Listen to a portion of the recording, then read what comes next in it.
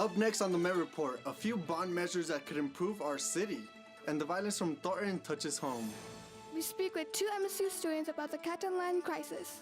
Coming up in sports, the RMAC tournament kicked off this week. We'll tell you how the men and women's soccer team did.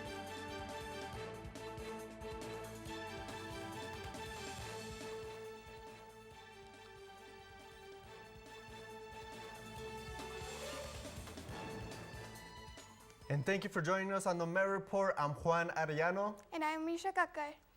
And 47-year-old Scott Ostrom is in police custody after Wednesday night when he opened fire at a Walmart in Thornton, resulting in 3 deaths.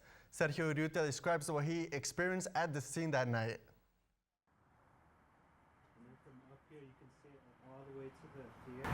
It was scary. I mean, having it happen so close to home, you know, you hear Las Vegas shooting and you're like, oh, it's never going to happen here. And then it's literally across the street from where you live. It's pretty scary. I was actually driving into Walmart over by 98th and Grant. I was driving in and I can hear the cop cars in the background, and it just got closer, and so I pulled over to the side, and it was like 15 cops just pulled right next to me, or just drove next to me. And then I just started seeing people running out of the store, and like every few seconds another cop car would get there. People were just scared, just holding on to each other, trying to get out of there as fast as they could. It was like a group of, 20 people just holding hands, like a chain, and just running out. You can see they were scared. And among those killed last night was EHEC employee Carlos Moreno. We spoke with EHEC Chief of Staff Blaine Nixon, who commented on the loss felt throughout the campus. Carlos Moreno has been part of the EHEC community for almost 2 decades. He was an avid fisherman, a Broncos fan, and enjoyed spending time with his loved ones. He is survived by his family members and all of his friends in our area. Carlos worked in our facilities department for a little over 18 years. He is a structural trades technician, which basically means that he troubleshoots and fixes stuff that doesn't work right. Bleachers, doors, windows, trip hazards, you name it. He's sort of a general handyman. Obviously, being on campus 18 years, Carlos knew a lot of people, had a very special touch with folks, and would sort of consider them his people. He wanted to take care of them. Always had a smile on his face, almost always wearing a Metro Roadrunner baseball hat. He had a lot of pride in the campus. So he's going to be sorely missed. Tuesday, November 7th is the final day to cast your vote. Vinnie Thomas takes a look at most important ballot measures 2A through 2G. Bond measures 2A through 2G are easily the most well-known referred questions on the ballot. And not just because virtually every home in the city has received a small pile of glossy mailers. City representatives, community leaders, and local organizations all grace a long list of endorsements. Start by saying we are at the end of a very long process. We have been working on the composition of these measures for over a year now. Voting yes on 2A through 2G would mean approving a meticulously drafted proposal for $937 million in government bonds for city improvements. The money would be used for a wide variety of developments. The highest allotment at about $431 million is set aside for transportation and mobility. About $116 million is set aside for cultural facilities, $151.5 million for parks and recreation, about $77 million for public safety, $69 million for the library system, and the smallest allotment, about $31 million, would go to general public facilities, earmarked for upgrading sidewalk ramps and complying with disability law. It should be mentioned that although advocates insist that taxes will not be raised, in order to pay for these measures, an existing tax increase that was set to expire will remain in place. Skyrocketing property values will also mean a larger tax bill for many in Denver, regardless of measures 2A through 2G. For a complete breakdown of how the funds are divided, visit ourdenver2017.com. For the Met Report, I'm Vinnie Thomas. This past Monday, the Denver City Council voted 9-0 approved the public smoking ban. Giovanni Carlillo is live at 16th Street 9. Good afternoon, Juan and Amisha. I am inside Jerry's Tobacco Shop and Fine Wines, where we have Brett here, the store owner, who is about to tell us how this new law is about to affect their business here at the store. Brett, tell us a little bit how might this affect the traffic within your store? Well, the smoking ban is one of many that we've had to deal with over the years. We've had a lot of tax increases as well as smoking bans put into effect here in the Denver and Colorado area. Not only am I concerned about this being an open air ban on enjoying tobacco, but it also, not only is it affecting our regular customers that we see throughout the days and the weeks, but also the international people that are coming here for their conventions. It's just one more area that they're not going to be able to smoke in and enjoy their cigars or pipes. Okay, thank you so much, Brett, for joining us. Now back to you guys at the studio. Over the past several months, sexual harassment has become a trending topic in the world of entertainment, media, and politics. President Donald Trump, film executive Harvey Weinstein, former Fox chairman Roger Ailes, Bill O'Reilly, veteran journalist Mark Halperin, and most recent Kevin Spacey have been accused of sexual harassment. Even though sexual misconduct can occur more frequently towards women, unwelcome or non-consensual advances can happen to anybody. If you or somebody you know is the victim of sexual harassment, the Phoenix Center has available resources, and their number is 303-556-2525. And after the Denver Broncos started the season with a couple of victories, they haven't been the same, struggling to put points on their scoreboard. Halfway into the season, the Broncos' struggles continue as Brock Osweiler was named the new starting quarterback for Sunday's match. Denver's next opponent, the Philadelphia Eagles, stand with the best record in the NFL at 7-1, while the Broncos have lost 3 in a row. And on Thursday, President Donald Trump nominated Jerome Powell as the new chairman of the Federal Reserve. Powell has served as a member of the Fed's Board of Governors since 2012. In his announcements of his nomination, President Trump praised Powell, saying, "I am confident that with Jay as a wise steward of the Federal Reserve, it will have the leadership it needs in the years to come." This announcement indicates Trump's decision to not allow current chairman Janet Jalel to serve a second 4-year term. The Federal Reserve is tasked with keeping unemployment low and prices stable. The past 4 years have seen a steady decline in the unemployment rate, and currently the federal unemployment rate is at its lowest since 2001. Powell touched upon his hopes for his upcoming tenure. We've got the latest on some new Greek.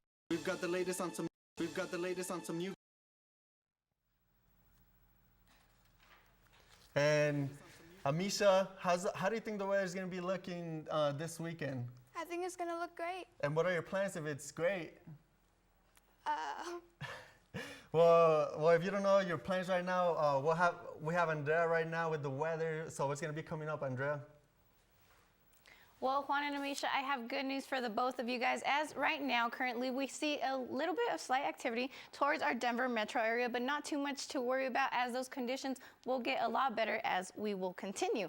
Now, currently, we sit at 45 degrees with, actually, it feels like it's 40 degrees, winds coming in north-northwest at 10 miles per hour with a humidity of 68 degrees.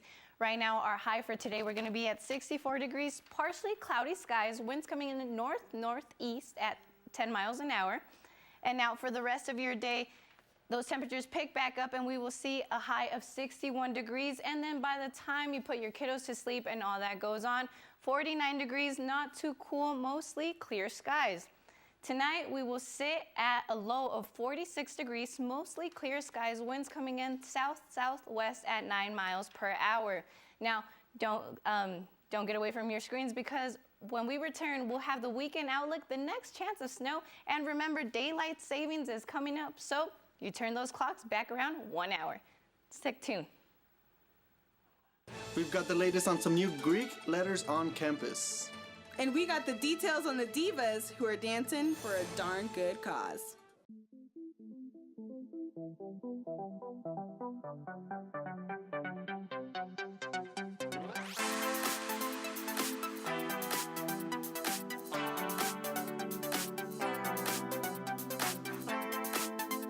Thanks for joining us on the Mayor Report. Bienvenidos a Su Noticiero TV Met. Thanks for joining me here on Student Corner. It's the Nightly Met. Welcome to MSU Denver Lab.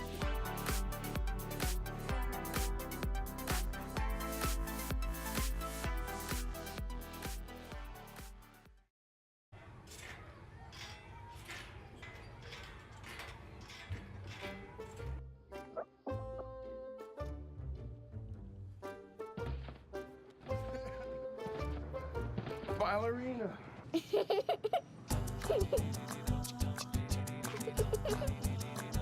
Sometimes all it takes to be a dad is remembering how to be a kid again. Take time to be a dad today.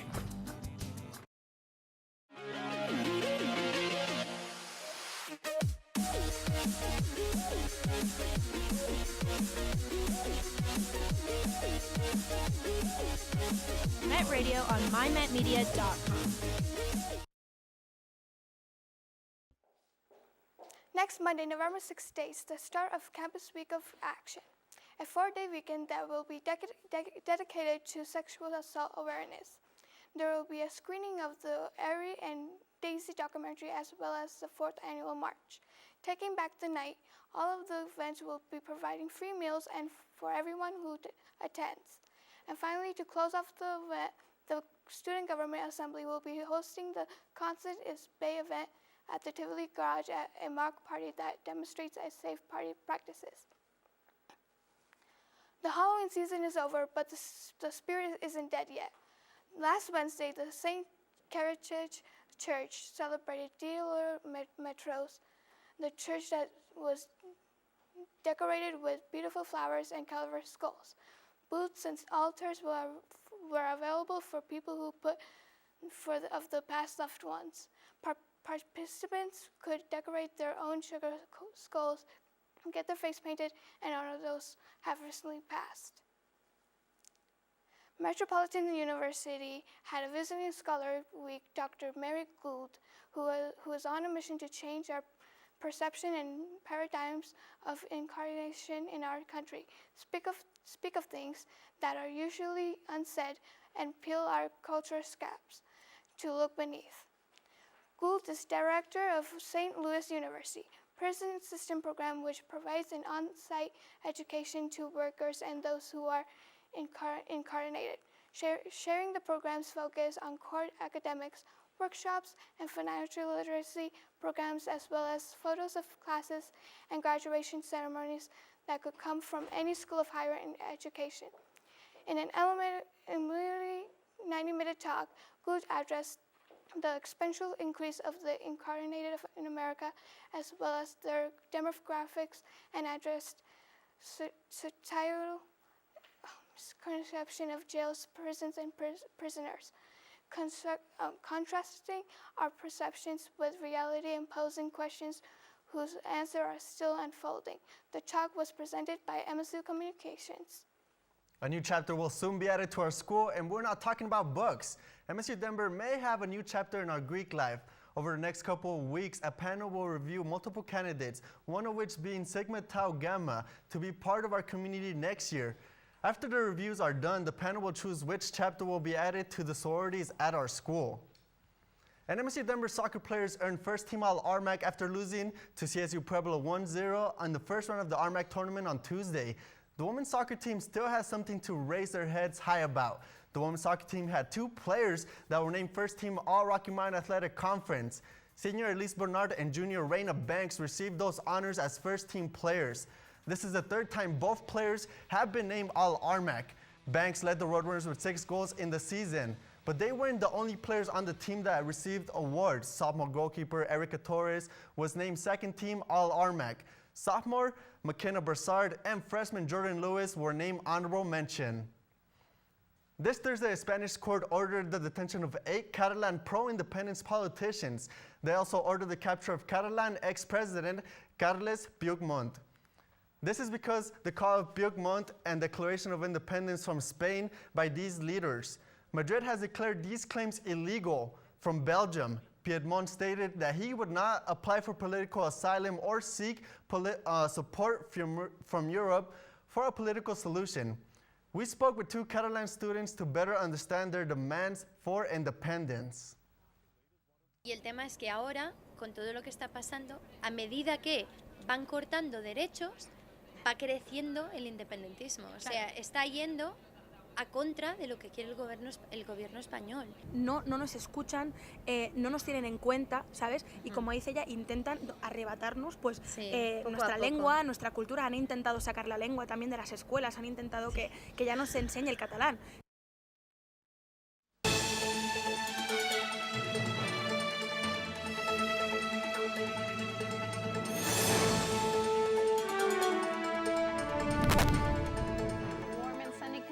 is what we can be expecting this weekend. Now, as you guys can see, we have a warm front coming in towards the Denver area, but not much to worry about as those conditions will get better and that cold front and warm front will move in together, raising those temperatures at 70 degrees. For right now, we see snow accumulations, not much in the metro area. However, we will see some towards the Rocky Mountains in Aspen and Vail, especially more towards Steamboat Springs. Those snow accumulations will show. Temperatures as of right now, Denver sits at 62 degrees, Littleton also 62, Centennial is at 62 as well, and the higher temperature is in Golden at 64 degrees. Now, as we move on to Saturday in the morning, we will see those temperatures at 50 degrees, Littleton at 52 degrees, Centennial a little bit cooler, something that we always see, 48 degrees, and again, Golden will be at 51 degrees. As we move on again, Saturday afternoon, those temperatures rise back up. Littleton sits at a high of 70 degrees, Centennial 66 degrees, Denver is at 67 degrees, and Golden as well. Now, for tomorrow, sit at a high of 71 degrees, winds coming in west-southwest at 25 miles per hour.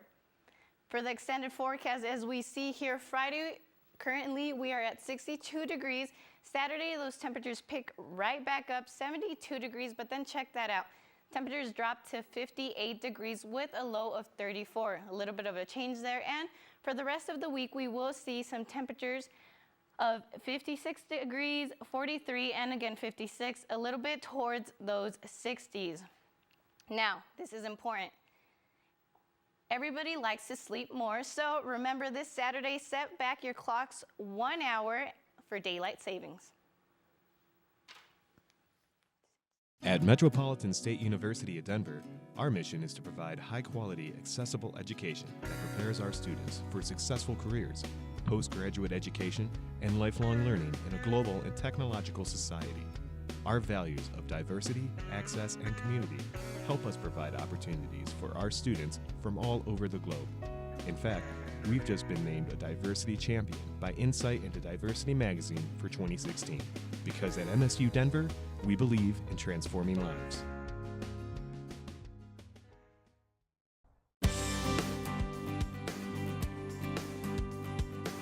Hi, this is Wellington Webb, former mayor of Denver, Colorado from 1991 to 2003.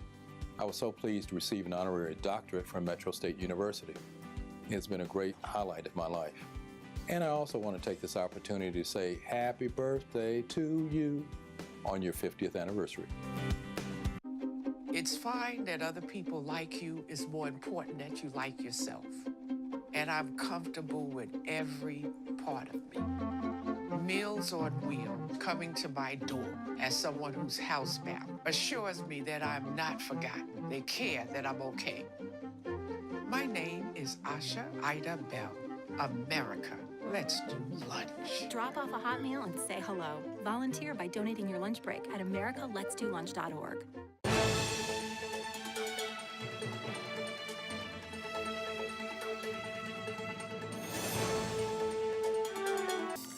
Hey guys, and a happy Friday to all of you. The temperature has seriously dropped this week, so I've got some ideas that'll keep you warm and occupied this weekend, starting with some must-sees, and I have one that might make you question your next-door neighbor. Starting with My Friend Dahmer. This biopic examines the American-known serial killer, Jeffrey Dahmer. This film shows the struggle Dahmer faced with family and friends as a young child, which ultimately edged him closer to becoming one of America's most well-known serial killers. This film stars Ross Lynch, who plays Dahmer, and is released in theaters today near you. Make sure you see this film if you truly dare. In ways that On Wings of Eagles is a non-fiction thriller that tells the true story about the gold medal runner Eric Liddell and his time during World War II. Eric Liddell is forced to leave his family to listen to his religious calling and to contribute during the fight of World War II. On Wings of Eagles stars Joseph Fiennes and John Doe, who can be caught in theaters today.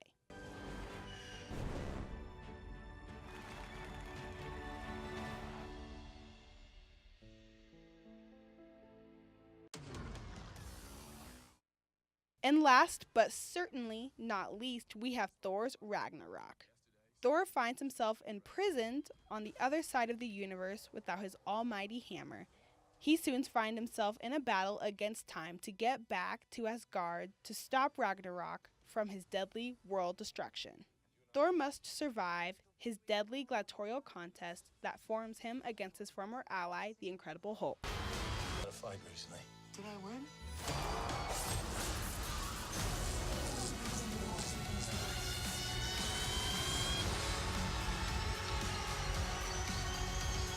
It's always a lot of fun. Now I know that I will definitely be checking out My Friend Dahmer this week. Even though it seems a little bit scary, it might be interesting to get a look into the mind of a crazy person, especially after Halloween. And speaking of craziness, did you all catch this viral video? Wendy Williams passed out to extreme heat on her Halloween special. Check out this quick clip. It's always a lot of fun. Let's get Twitter started. Sure had some... Our first caress.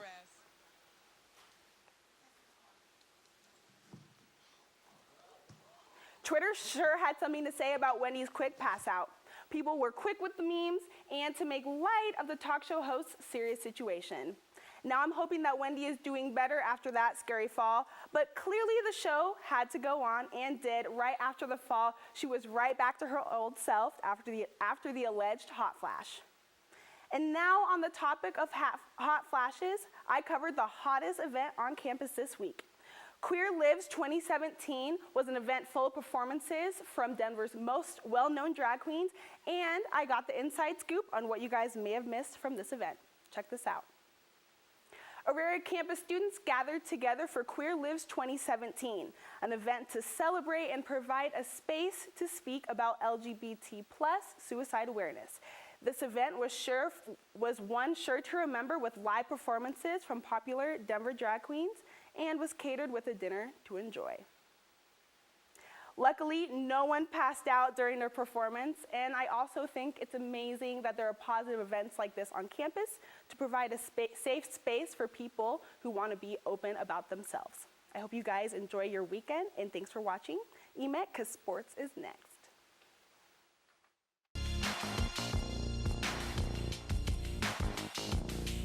The Met Report has the latest on volleyball, men's and women's soccer, and so much more. Tune in every Friday at 12:30 on Comcast Channel 58 and Campus Channel 20. Whether it's local news or world news, the Met Report delivers. Along with politics, sports, entertainment, and weather, our Student Emmy Award-winning newscast features only the best.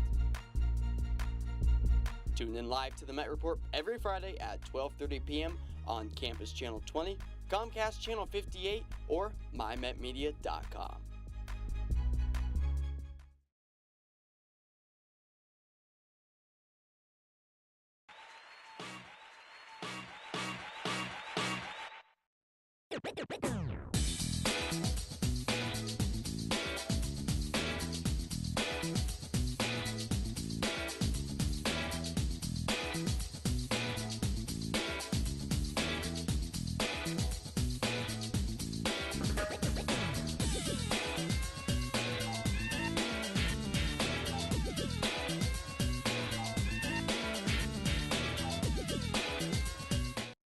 Drop that baby.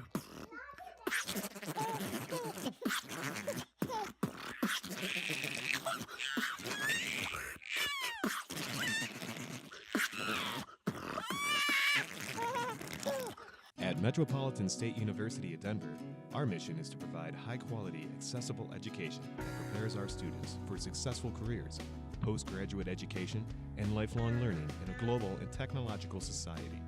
Our values of diversity, access, and community help us provide opportunities for our students from all over the globe. In fact, we've just been named a diversity champion by Insight into Diversity magazine for 2016. Because at MSU Denver, we believe in transforming lives.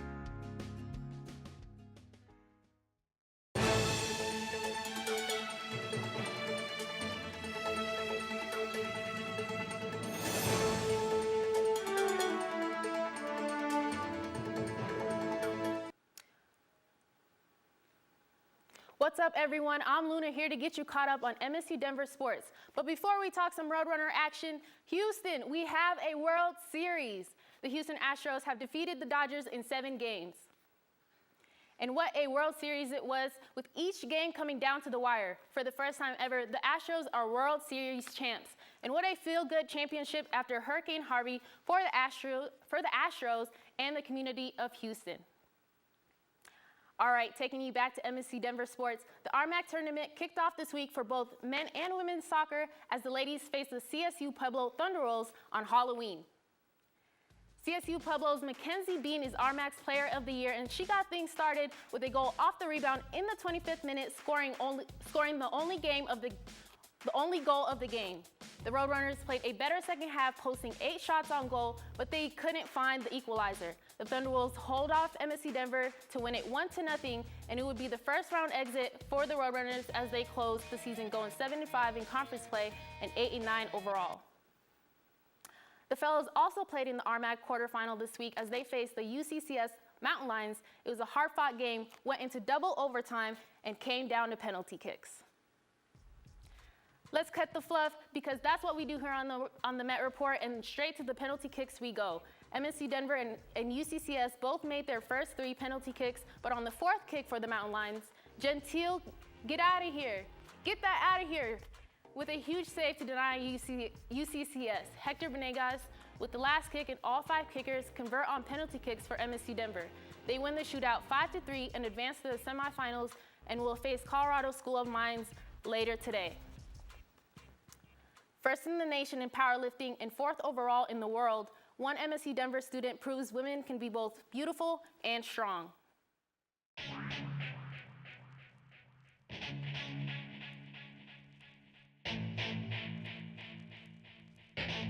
MSU Denver student Sandra Tran stands at 4 feet and 10 inches tall.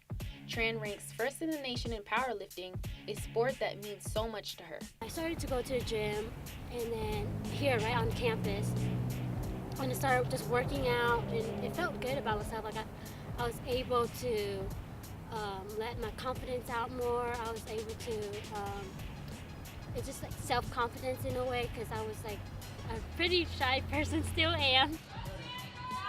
Sandra is a 43-kilo lifter. Sandra Tran gets 3 thumbs up. In January of 2017, Tran achieved her biggest accomplishment in powerlifting thus far. When I started powerlifting, all I wanted was a red jacket. And to be able to have a red jacket, you have to win a national meet and get invited to a world meet to be on the U.S. national team. There are many misconceptions when it comes to women in powerlifting that may prevent them from lifting weights in the first place. You shouldn't judge a person by the way they look. Like, you shouldn't be telling someone not to lift.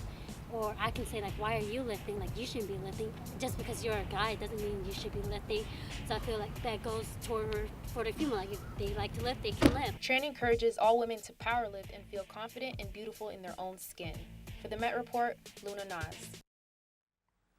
And I have to agree with you, Luna, that women are strong and beautiful, but that's all the time we have here on this week's Met Report. Don't forget to tune in every Friday on campus, Channel 20 and Comcast Channel 58. Be sure to check us out on Facebook and Twitter and at manmademedia.com. See ya.